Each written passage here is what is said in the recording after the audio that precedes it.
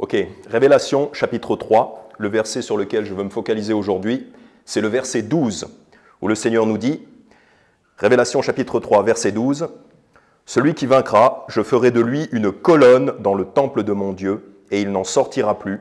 Et j'écrirai sur lui le nom de mon Dieu et le nom de la cité de mon Dieu, qui est la nouvelle Jérusalem, qui descend du ciel d'auprès de mon Dieu, et j'écrirai sur lui mon nouveau nom. » Donc ici, on a les récompenses célestes que Dieu nous détaille en des termes qu'il est peut-être un petit peu difficile de comprendre ce que ça signifie exactement, comme par exemple, à un autre endroit, un autre verset, il nous promet de nous donner un caillou blanc sur lequel sera écrit un nouveau nom que nous allons recevoir. Donc on n'a pas forcément beaucoup de facilité à comprendre ce que ça représente exactement. Et ici, il nous dit, « Celui qui vaincra, je ferai de lui une colonne dans le temple de mon Dieu. » Et le titre du message aujourd'hui, c'est « les colonnes de Dieu ». Donc, comme récompense, si on a vaincu, et comme récompense pour la vie chrétienne, c'est d'être une colonne dans le temple de Dieu. Alors, petit rappel, puisque ici, en Révélation 3, verset 12, il nous dit « Celui qui vaincra, je ferai de lui une colonne dans le temple de mon Dieu. » Et c'est fréquent en Révélation 2 et 3, il nous dit souvent « Celui qui vaincra ». Donc, rappel, qu'est-ce que ça veut dire vaincre? 1 Jean chapitre 5, petit rappel, qu'est-ce que ça veut dire vaincre? Parce que des fois, on pourrait penser, certains pourraient enseigner que vaincre, ça veut dire vivre une bonne vie chrétienne, faire les œuvres chrétiennes. Et donc, certains vont mettre une condition au salut qui serait de vivre une bonne vie chrétienne. Or, c'est faux. Celui qui vaincra, 1 Jean chapitre 5, versets 4 et 5, 1 Jean chapitre 5, versets 4 et 5, « Parce que tout ce qui est né de Dieu surmonte le monde, donc a vaincu le monde, a la victoire sur le monde, et c'est ici la victoire qui surmonte le monde, savoir notre foi. » Donc c'est quoi la victoire sur le monde? Qui est celui qui vaincra ou qui a vaincu? C'est celui qui a la foi en Jésus. Verset 5, « Qui est celui qui surmonte le monde ?» Donc qui est celui qui a la victoire sur le monde?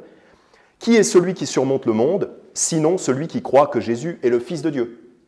Voilà, donc vaincre, c'est ça. Vaincre, ça ne veut pas dire avoir une vie chrétienne épanouie. Vaincre, ça veut dire croire en Jésus, placer sa confiance en Jésus et en Jésus seul. Pourquoi? Parce que le monde entier est là pour vous dissuader de croire en Jésus. Toutes les religions, tous les blocages mentaux dans lesquels les gens sont enfermés, y compris la soi-disant science, que ce soit leur fausse religion ou leur fausse religion soi-disant scientifique, tout ça c'est fait pour bloquer les gens, ou même l'intimidation, la peur d'être exclu de la société aussi. Tout ça c'est fait pour bloquer les gens et empêcher les gens qu'un jour ils se convertissent à Jésus. Donc si vous êtes converti à Jésus, vous avez vaincu le monde. Donc c'est déjà acquis, la victoire est déjà acquise. 1 Corinthiens chapitre 15, verset 57, « Mais grâce soit rendue à Dieu, qui nous a donné la victoire par notre Seigneur Jésus-Christ. » Donc la victoire nous est déjà donnée par Jésus-Christ. Voilà.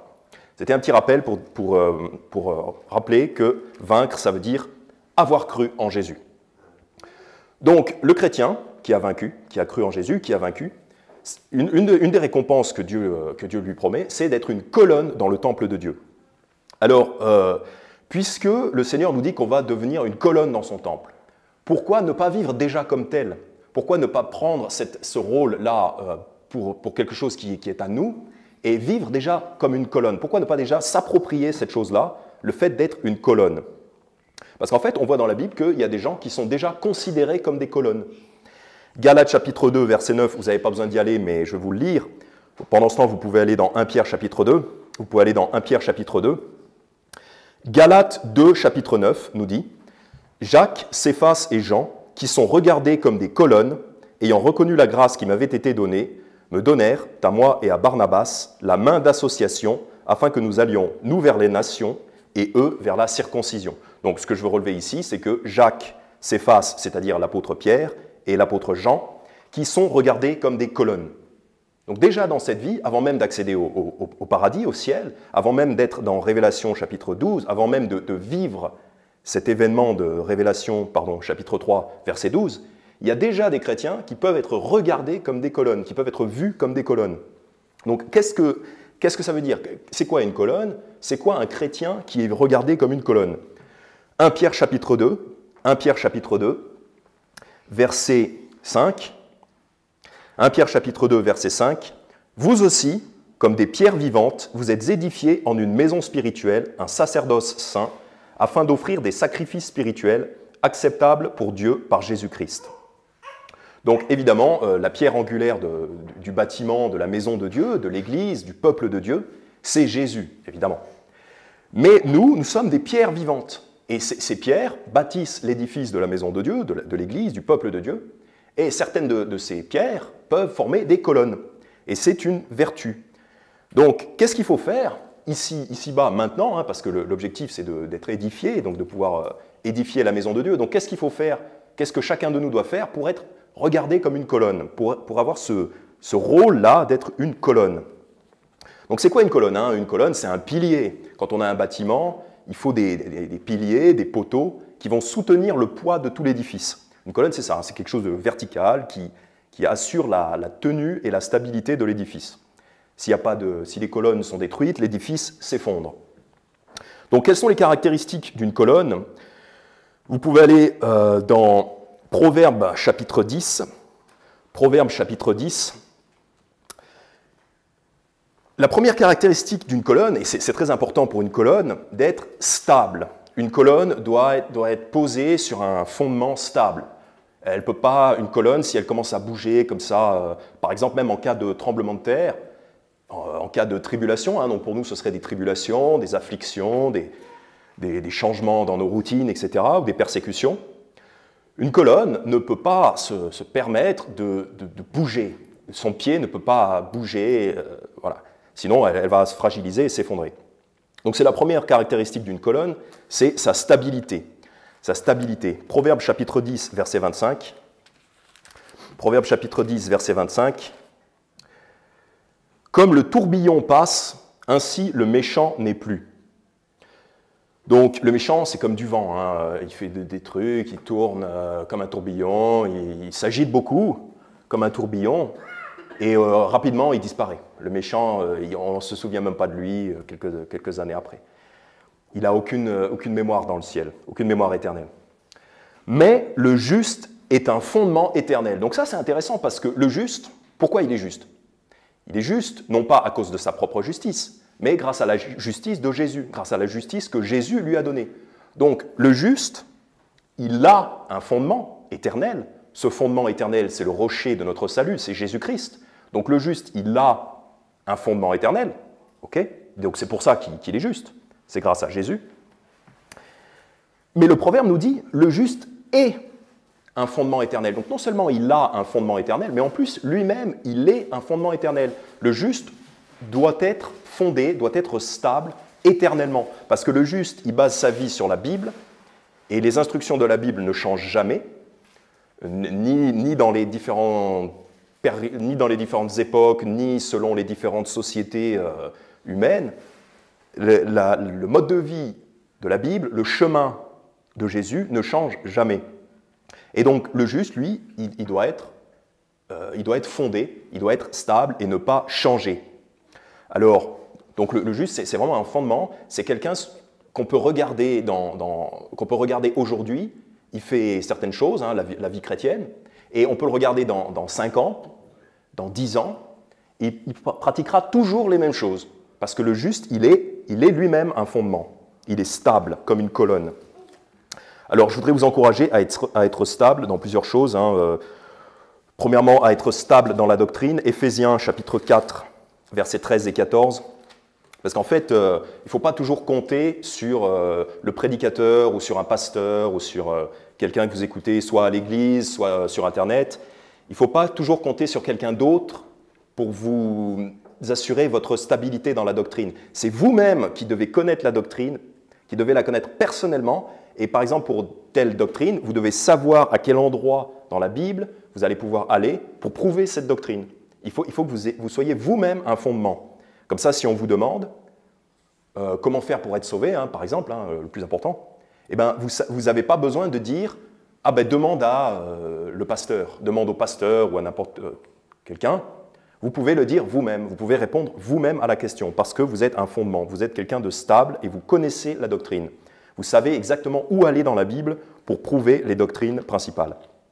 Éphésiens 4, versets 13 et 14, « Jusqu'à ce que nous parvenions tous à l'unité de la foi et de la connaissance du Fils de Dieu, à l'état d'homme fait, à la mesure de la stature parfaite de Christ, pour que nous ne soyons plus des petits enfants, flottant et emportés çà et là à tout vent de doctrine, par la tromperie des hommes et par leur adresse à séduire artificieusement. » Donc en fait, voilà comment on est une colonne dans la doctrine. On est une colonne dans la doctrine quand personnellement on est stable. On ne va pas être, comme nous dit le verset, on ne va pas être flottant et emporté. D'ailleurs, ça nous rappelle le tourbillon de Proverbes chapitre 10. Hein. Le tourbillon, il est flottant, il s'envole à tout vent de doctrine. Voilà. Mais le juste, il n'est pas comme ça. Le juste, il est fondé parce qu'il a une connaissance personnelle de la Bible et des doctrines. Et 1 Timothée chapitre 3, verset 15, 1 Timothée chapitre 3, verset 15, en fait, l'Église ne sera aussi forte que par la somme de la stabilité des membres de l'Église. Voilà, ce n'est pas juste un homme qui doit connaître la doctrine, ce n'est pas juste le pasteur qui doit connaître la doctrine. C'est chacun qui doit être une colonne stable et assurer la stabilité de la doctrine.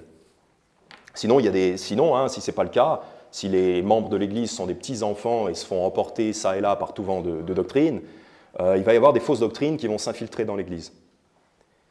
Parce que les gens ne seront pas stables. Et donc, si on a des chrétiens qui sont des colonnes dans la doctrine, ça nous donne 1 Timothée chapitre 3, verset 15.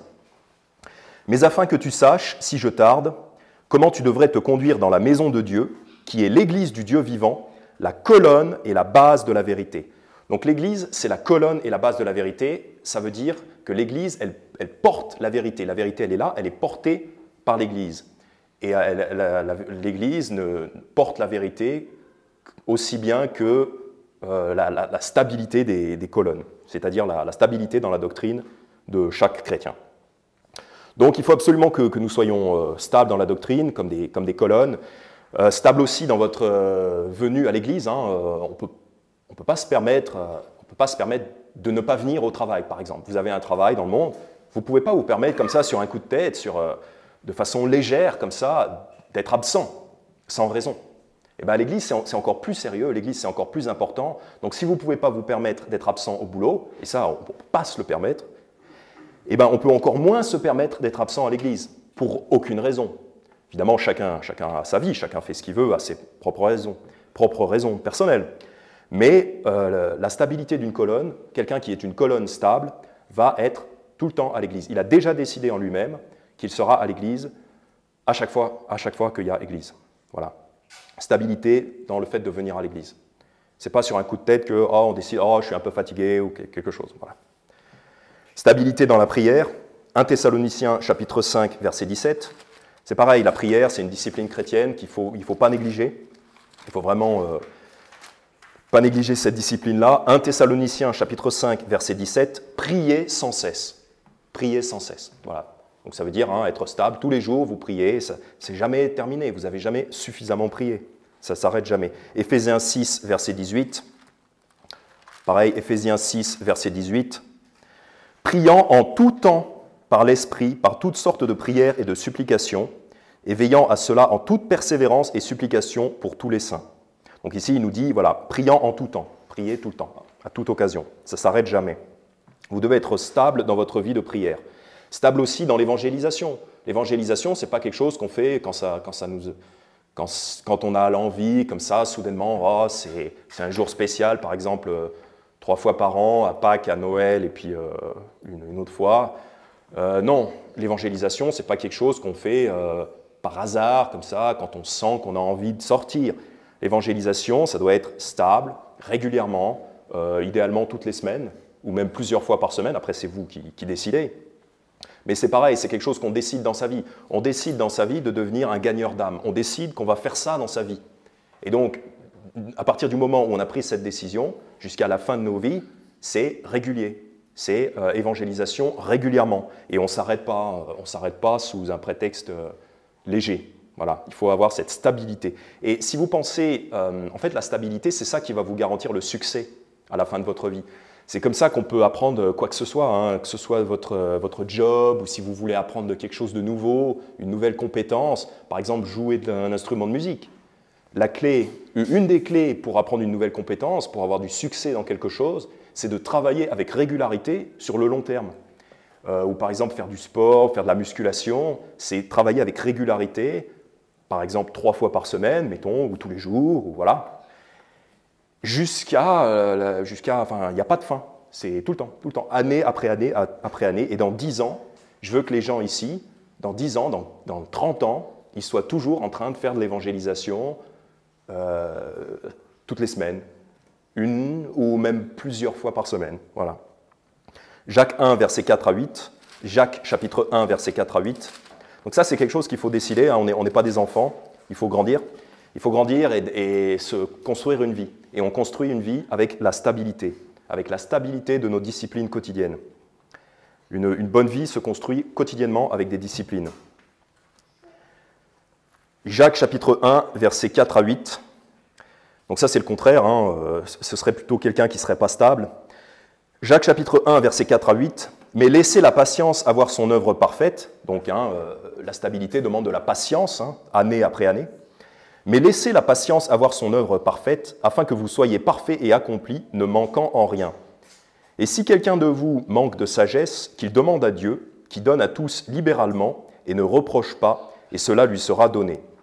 Mais qu'il demande avec foi, sans douter, car celui qui doute est semblable au flot de la mer qui est agité par le vent et ballotté ça et là. » Donc là, c'est pareil, hein, la foi que vous avez en Jésus ne doit pas changer. La Bible reste la même, les promesses de Dieu restent exactement les mêmes, donc votre foi ne doit pas changer non plus. Verset 7, « Qu'un tel homme, en effet, ne s'attende pas à recevoir quelque chose du Seigneur. » Donc si vous doutez, si votre foi est faible dans vos prières, le Seigneur risque fortement de ne pas répondre à vos prières. Verset 8, « L'homme dont le cœur est partagé est inconstant en toutes ses voies. » Donc ça, c'est ce qu'on ne veut pas être. L'homme dont le cœur est partagé est inconstant dans toutes ses voies. Ça veut dire que inconstant, ça veut dire qu'il va faire, par exemple, de l'évangélisation pendant 3 mois, puis qu'après, il va arrêter. Voilà. Parce que son cœur est partagé, parce qu'il n'avait pas déterminé en son cœur de le faire jusqu'à la fin, avec stabilité. Et donc, nous, on veut déterminer ça, on veut construire la stabilité dans nos vies, pour être des colonnes, des colonnes solides et stables. Deuxième caractéristique d'une colonne, après la stabilité de la colonne, c'est la droiture d'une colonne. Parce qu'en fait, si vous avez pensé à un pilier dans un bâtiment, s'il est penché comme ça, s'il n'est pas droit, il va y avoir un effet de levier. Donc la force de la pesanteur qui va s'appliquer sur la colonne va faire tomber la colonne. Hein, c'est évident, si vous faites reposer quelque chose sur un truc qui est tout droit, ça tient, mais si la chose elle est penchée, et ben paf, ça tombe, à cause de l'effet de levier. Et ben, la deuxième caractéristique d'une colonne, c'est d'être droit, c'est d'avoir la droiture. Et évidemment, on parle ici de la droiture dans la propreté de votre vie, donc il faut éviter à tout prix le péché. Psaume 41, versets 7 à 12. Il faut être droit devant Dieu, nettoyer sa vie. Il ne faut pas donner prise au péché. Psaume 41, versets 7 à 12, sinon ça va vous faire tomber, ça va vous renverser, et comme colonne, vous n'allez pas faire le job. Psaume 41, versets 7 à 12. « Tous ceux qui me haïssent chuchotent entre eux contre moi. À mes côtés, ils méditent ma perte. » Donc, il ne faut pas le cacher. Hein. Quand vous êtes chrétien, il y a beaucoup de gens qui veulent comploter contre vous pour vous faire tomber, pour vous faire échouer. Verset 8. « Quelque action criminelle pèse sur lui.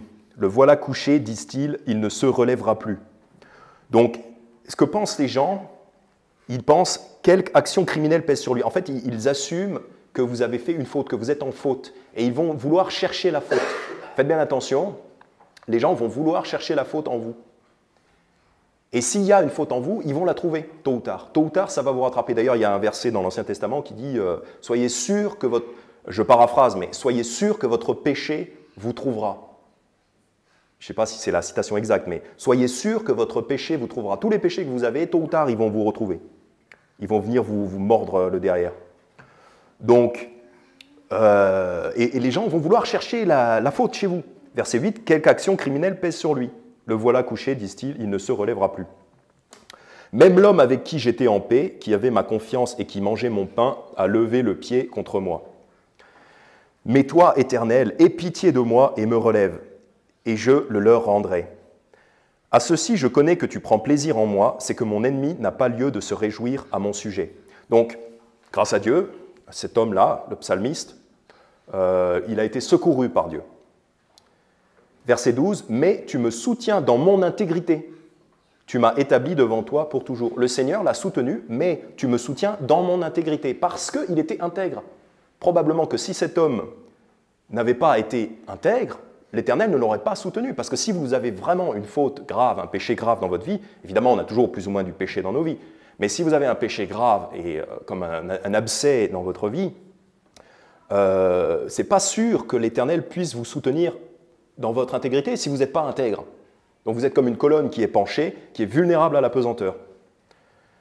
Proverbe 25-26, donc pensez-y avant de commettre du péché, pensez-y. Pensez à votre fragilité, que ça peut vraiment vous faire tomber. Proverbe 25-26. Non. Proverbe 13-6. Proverbe 13-6. Proverbe 13-6. La justice garde celui qui est intègre dans la voie, mais la méchanceté renverse le pécheur. Donc l'homme juste, l'homme qui marche droitement, justement, il est préservé par sa justice, il est gardé par sa justice. Mais au contraire, la méchanceté renverse le pécheur. Donc la méchanceté, tôt ou tard, vos péchés vont vous trouver et vous faire tomber. Proverbe 11, verset 5. Proverbe 11, verset 5. La droiture de l'homme parfait dirigera sa voie, mais le méchant tombera par sa propre méchanceté. Encore une fois, le méchant tombera par sa propre méchanceté. Donc attention, attention de ne pas de ne pas être cette colonne qui est penchée. Ça, c'est une colonne qui va tomber. En architecture, ça ne se fait pas comme ça. Ecclésiaste 10, typiquement, vous pouvez avoir une bonne vie en apparence. Ecclésiaste 10, verset 1. Les mouches mortes corrompent et font fermenter l'huile du parfumeur. Ainsi fait un peu de folie à l'égard de celui qui est estimé pour sa sagesse et pour sa gloire. Donc, même un peu de folie, ça peut corrompre toute votre sagesse, toute la bonne réputation que vous avez auprès des gens, ou même votre justice légitime, si vous êtes juste, mais que vous avez seulement un petit peu de folie, rien qu'un petit peu de folie, ça peut corrompre votre droiture. Donc attention, on peut vite tomber. Que celui qui croit qu'il se tient debout prenne garde qu'il ne tombe. Voilà.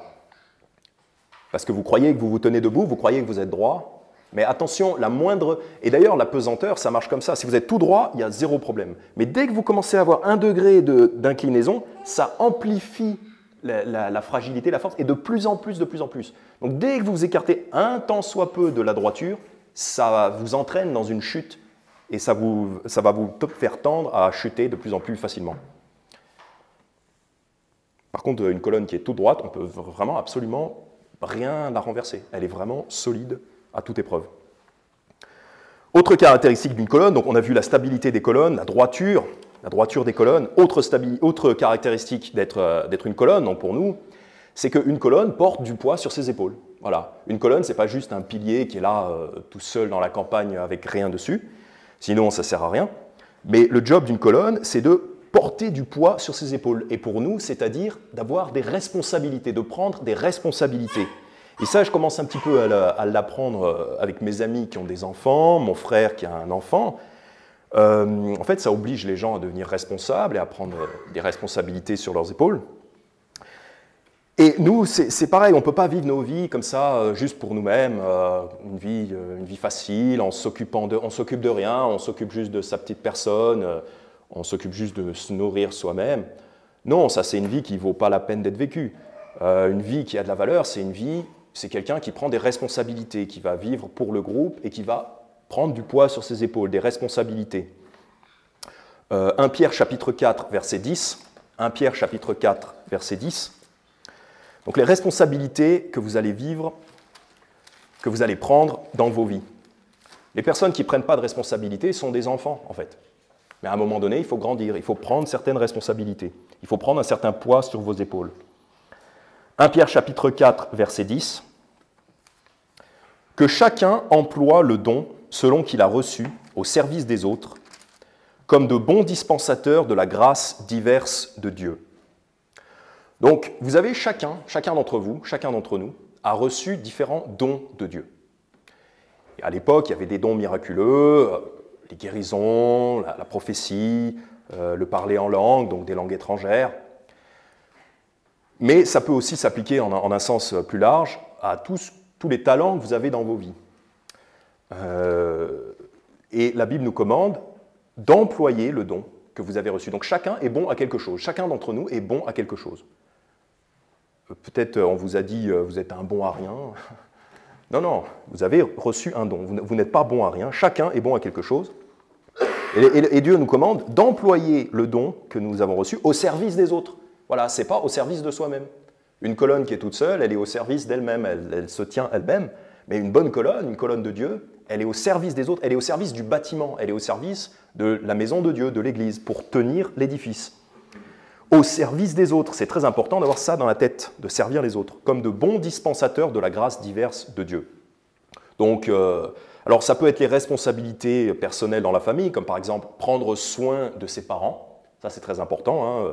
Si vos parents ont besoin d'assistance, par exemple, on peut les aider à faire un déménagement, si jamais, ou même si vos parents ont besoin même de compagnie, voilà, c'est notre devoir, ou même d'assistance financière, en particulier l'assistance financière. C'est quelque chose de très, très important pour une colonne, de prendre cette responsabilité-là. Quand vous avez une famille, quand vous avez une femme et des enfants, donc si vous êtes un homme, prenez sur vos épaules la responsabilité de pourvoir aux besoins de la famille, parce que si un homme ne pourvoit pas aux besoins de sa propre maison, il a renié la foi et il est pire qu'un infidèle. Donc ça veut dire qu'il est plus réprimandable qu'un non-croyant, parce que l'homme chrétien doit pourvoir aux besoins de sa femme et de ses enfants. C'est un devoir. Et même au-delà de ça, aux besoins de ses parents, de ses aînés, de ses parents. C'est vraiment un poids qu'il faut prendre sur ses épaules, comme une colonne. Sinon, il y a aussi dans l'Église, hein, vous pouvez prendre des responsabilités. Il y a beaucoup de responsabilités qu'on peut prendre. La prédication, c'est quelque chose, donc vous pouvez penser à vous préparer à la prédication. Vous pouvez étudier pour ça. Les choses qu'on fait déjà, la musique, hein, peut-être apprendre un instrument de musique, mais aussi simplement apprendre à bien chanter, parce que ça permettra à tout le groupe de mieux chanter. Si chaque personne chante mieux, ça permettra à tout le groupe de mieux chanter. Donc apprendre à bien chanter aussi. Responsabilité qu'on peut avoir une responsabilité de s'occuper du site internet, parce que peut-être qu'un jour il faudra le refaire, enfin je ne sais pas, on verra ça. Mais si jamais on doit le refaire ou qu'on doit faire des choses sur internet, il y a ces choses-là. L'enregistrement du son, mettre les sermons sur YouTube, ça c'est des responsabilités qu'on peut prendre. Il y a aussi l'accueil des visiteurs. Hein, si quelqu'un vient ici, s'il y a un visiteur, il faut aussi que quelqu'un prenne sur lui la responsabilité d'aller vers cette personne avec gentillesse, avec chaleur, pour accueillir les personnes dans l'église. C'est très important parce qu'une personne qui vient ici ne connaît personne et va être probablement un peu stressée. Hein. C'est difficile de venir dans un groupe où on ne connaît personne, c'est un peu stressant. Et donc, il faudrait que quelqu'un, ce serait vraiment bien que quelqu'un dans notre groupe, ou plusieurs personnes, prennent sur lui cette responsabilité, comme une colonne, d'accueillir chaleureusement les nouveaux arrivants, pour leur faire un accueil, un bon accueil. Il y a aussi le nettoyage de la salle. Alors, je ne pense pas qu'ici on ait besoin, parce qu'on paye, je ne pense pas qu'on ait besoin ici, mais peut-être plus tard, ce sera, enfin, ouais, plus tard, donc quand on aura grandi, on aura une autre salle, etc., plus grande, c'est aussi quelque chose à faire, nettoyer la salle, passer l'aspirateur, etc. C'est des choses très importantes. Voilà, toutes ces responsabilités que vous pouvez avoir à l'Église. Donc une colonne, elle ne vit pas que pour être toute droite, toute seule. Une colonne, elle vit pour porter du poids sur ses épaules. Et c'est la caractéristique suivante des colonnes, c'est que les colonnes portent du poids à plusieurs. Donc c'est un groupe et les colonnes portent ensemble. Voilà, les colonnes vont porter le poids de la maison toutes ensemble, à plusieurs. Hébreux chapitre 3, verset 13. C'est un petit peu ce que j'ai dit tout à l'heure. Tout à l'heure, j'ai dit que si vous apprenez à mieux chanter, par exemple, ça permettra à toute l'Église de mieux chanter. Pareil, un petit peu plus tôt, j'ai mentionné que si vous apprenez la doctrine, ça permettra à toute l'Église d'être plus forte dans la doctrine. Et bien c'est ça, en fait. L'idée, c'est que les colonnes, elles portent ensemble le poids. Elles portent ensemble. Il y a vraiment une coopération. C'est ça qui est très important. Les colonnes vont coopérer. Le poids est réparti, on essaye de répartir le poids également sur toutes les colonnes. Donc on ne veut pas avoir une église où il y a juste une seule personne qui prêche, qui connaît la doctrine, qui fait le nettoyage, qui s'occupe d'Internet, qui organise l'évangélisation, qui fait de la musique. On ne veut pas avoir une seule personne qui prend sur lui toutes les responsabilités du travail de l'Église. On veut que ce soit une coopération. Vous pouvez aller dans Galates chapitre 6, et je vais vous lire Hébreux chapitre 3, verset 13. Hébreux chapitre 3, verset 13, et vous allez dans Galates chapitre 6. Hébreux chapitre 3, verset 13 nous dit « Mais exhortez-vous les uns les autres chaque jour ». Donc, exhortez-vous les uns les autres chaque jour, c'est-à-dire soyez à l'écoute les uns des autres, entraidez-vous les uns les autres, portez les fardeaux les uns des autres chaque jour, c'est-à-dire en continu. Le poids du travail de Dieu, il se répartit sur toute l'Église en continu, chaque jour. D'ailleurs, on pourrait avoir plus qu'un service par semaine, puisque ici, il est dit chaque jour. Nous, on ne fait qu'un seul service par semaine, mais on pourrait largement en faire plus. Ce serait souhaitable, enfin. Pour l'instant, on ne le fait pas, mais voilà. Mais ce serait souhaitable de faire plus qu'un service par semaine. Mais exhortez-vous les uns les autres chaque jour, pendant qu'il est dit, aujourd'hui, de peur que quelqu'un de vous ne s'endurcisse par la séduction du péché. Donc voilà, il faut vraiment que le poids soit réparti également, et chaque jour, c'est-à-dire constamment. C'est tout le temps. Galates chapitre 6, verset 2. Galates chapitre 6, verset 2. Portez les fardeaux les uns des autres et accomplissez ainsi la loi de Christ. Donc la loi de Christ, c'est aimez-vous les uns les autres, entre disciples. Et donc pour accomplir la loi de Christ, c'est porter les fardeaux les uns des autres. Donc on ne porte pas juste ce que sa propre colonne porte, mais on aide les autres à porter leurs fardeaux. Typiquement, c'est si quelqu'un a un problème de péché, eh ben, il faut l'écouter, il faut exhorter cette personne, il faut l'admonester. Si quelqu'un a la tristesse, par exemple, il faut être à l'écoute, il faut prendre du temps avec cette personne, il faut prier pour cette personne. Voilà, c'est comme ça qu'on va porter les fardeaux les uns des autres. Et sinon, la colonne voisine risque de tomber si vous n'aidez pas la colonne voisine à porter son fardeau. Et donc ça peut être voilà, spirituellement pour si quelqu'un, surtout si quelqu'un est dans un péché, voilà, essayer de rétablir cette personne, de solidifier cette personne. Voilà.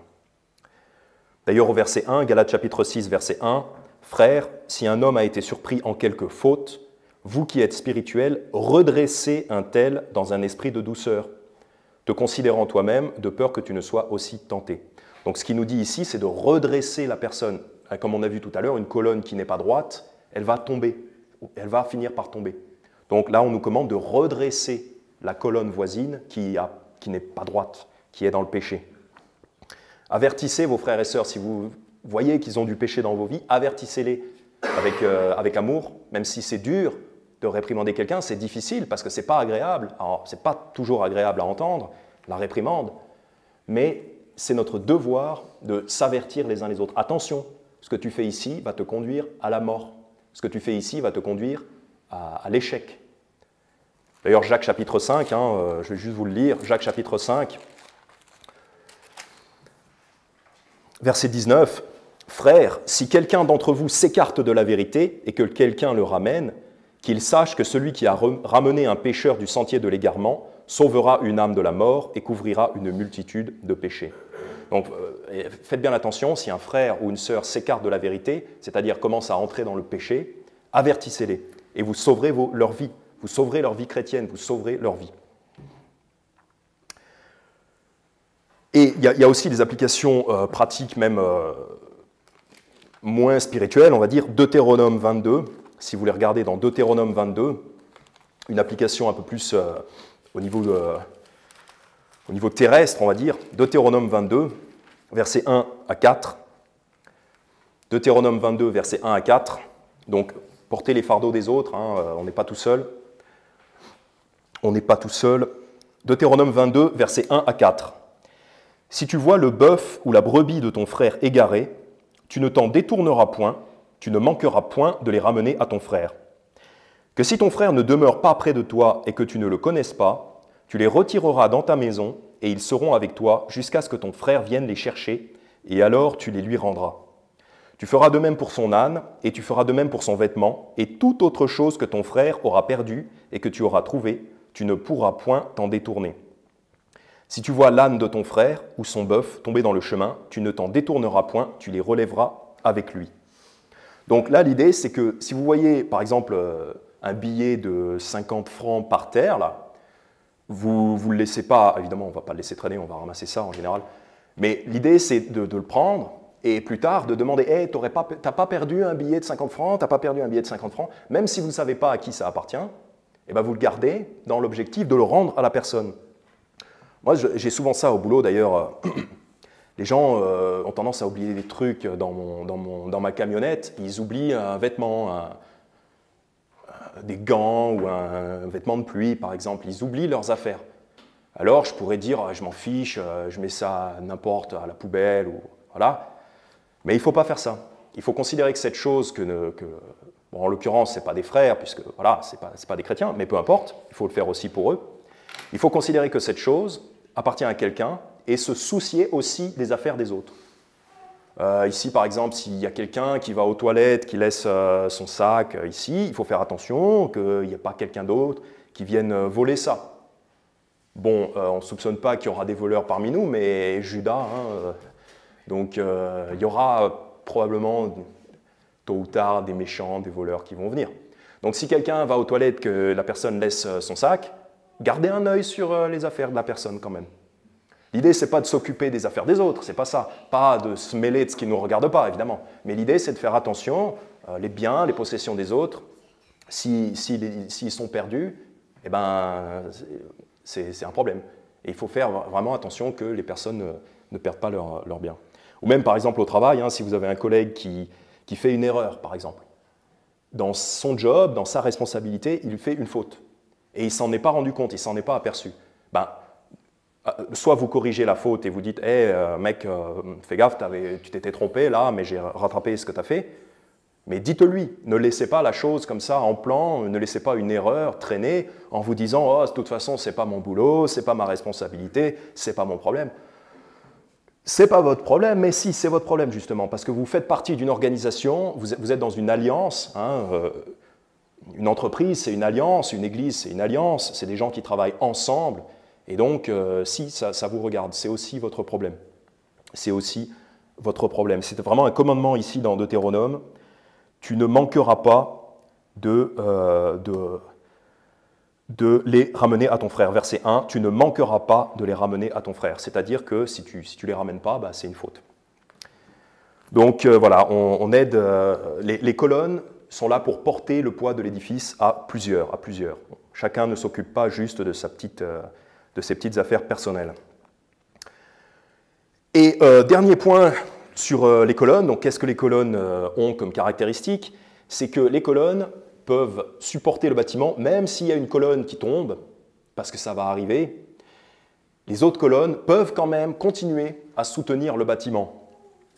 Pensez à l'histoire de Samson. Il est fait prisonnier, il est enchaîné à un endroit chez les Philistins, et il arrive à pousser 2 colonnes et à faire s'effondrer tout le bâtiment. Ça veut dire que le poids entier du bâtiment était juste sur 2 colonnes qui étaient au même endroit, qui étaient juste au maximum à l'écartement des bras d'un homme. Donc ça, c'est très faible comme bâtiment. C'est une mauvaise architecture. Un architecte chrétien, il n'aurait pas fait ça comme ça. Il aurait mis des colonnes mieux réparties et plus solides. Parce que ça veut dire que le bâtiment était faible. Et nous, on ne veut pas avoir un bâtiment faible qui s'écroule dès qu'il y a une colonne qui s'écroule. Une colonne ou 2 qui s'écroule. Et ça nous est arrivé récemment, on a dû annuler un service parce qu'on n'avait pas de prédicateur. Mais ça, c'est un problème.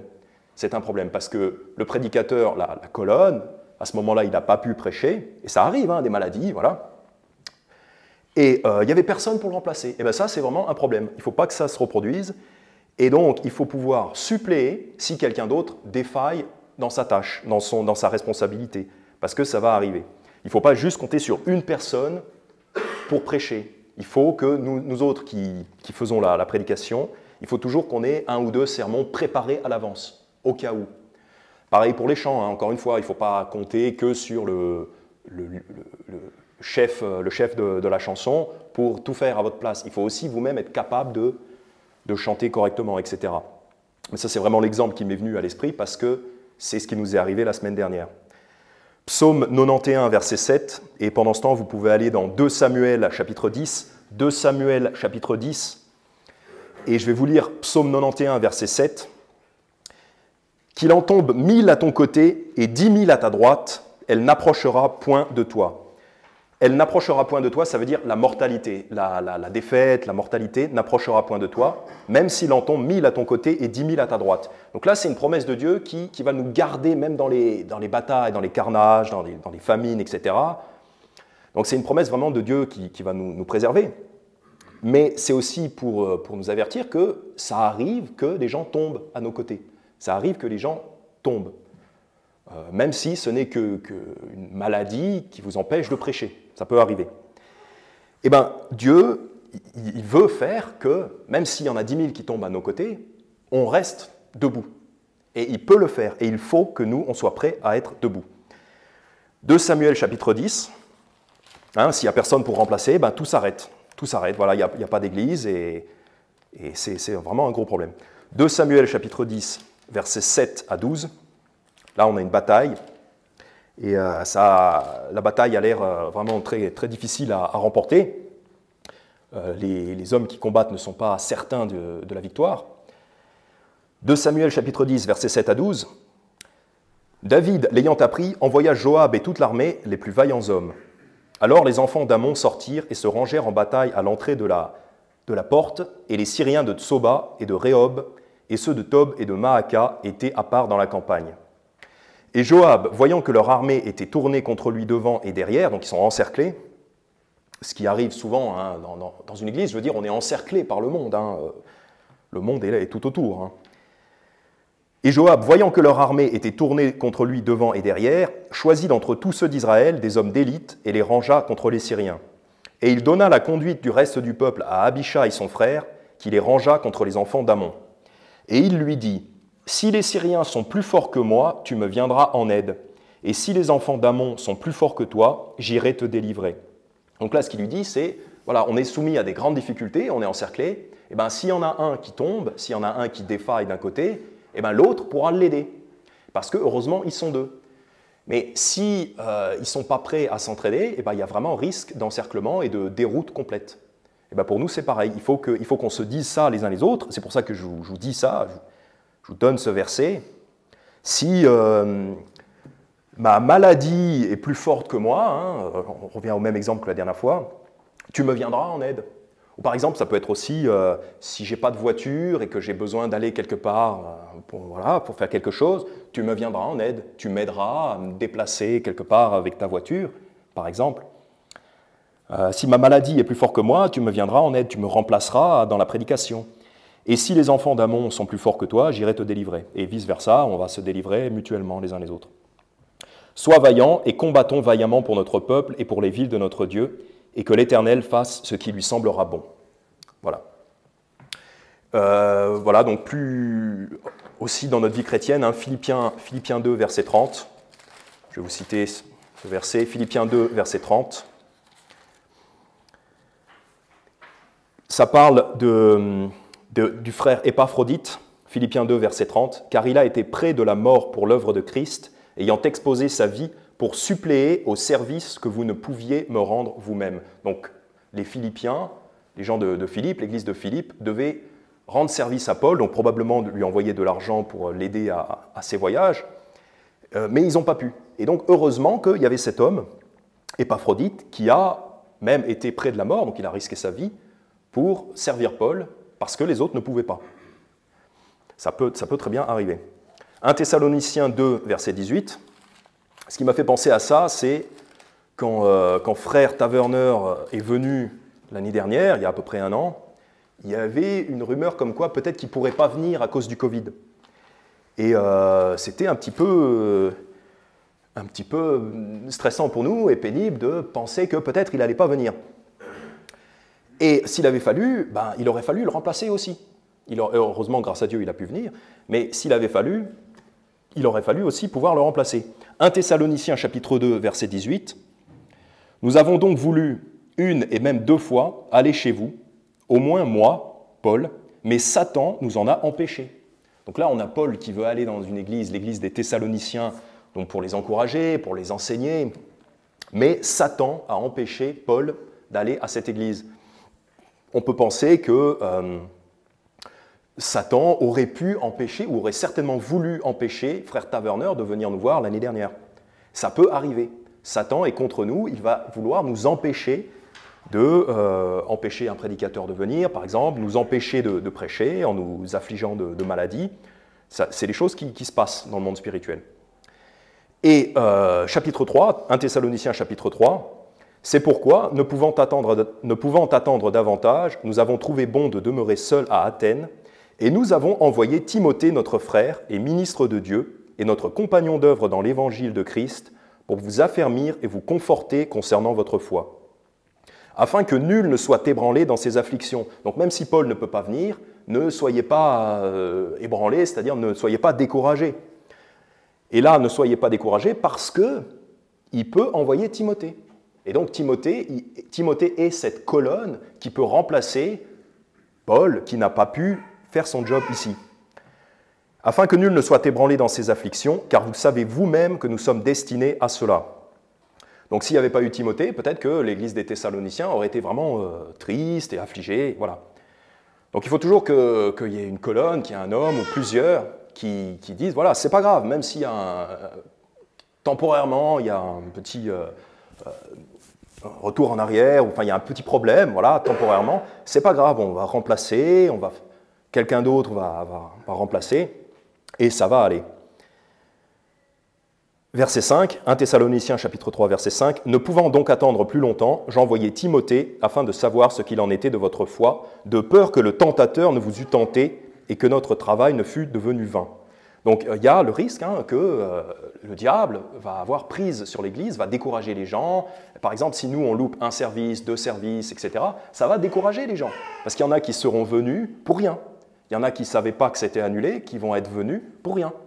Donc ils vont se dire, c'est quoi cette église où on annule comme ça sans prévenir? Et ils ne vont plus vouloir revenir. Et bien c'est un petit peu ça le risque qui est donné ici en 1 Thessaloniciens chapitre 3 verset 5, de peur que le tentateur ne vous eût tenté et que notre travail ne fût devenu vain, c'est-à-dire tout l'enseignement que Paul a fait pour les Thessaloniciens, si l'église ne se réunit plus, s'ils ne font plus le travail, c'est en vain. Tout ça c'est annulé. Voilà. Donc, ce n'est pas la responsabilité d'un seul homme, c'est ensemble qu'on doit être des colonnes, et il faut vraiment que chacun prenne ses responsabilités. S'il y en a un qui défaille, il faut être prêt, comme dans l'histoire de la bataille qu'on a vue tout à l'heure, il faut être prêt à tenir les arrières de quelqu'un. Voilà. Et avec ceci, nous allons conclure. Donc, soyons des colonnes, la récompense, notre destin ultime, c'est d'être une colonne dans le temple de Dieu. Donc prenons sur nous déjà dès maintenant cette responsabilité et soyons des colonnes, à la fois dans la stabilité, dans la droiture, dans les responsabilités que nous devons prendre dans nos vies et aussi dans le fait de porter à plusieurs, de porter ensemble le poids particulièrement de l'Église et du travail de Dieu. Prions. Merci Père Céleste pour ta parole, merci pour la prédication. Nous te prions de nous aider chacun à prendre des responsabilités et que tu édifies notre Église sur des colonnes stables et que tu puisses nous aider tout un chacun à être cette colonne sur laquelle l'édifice tout entier peut compter. Au nom de ton Fils Jésus, Amen.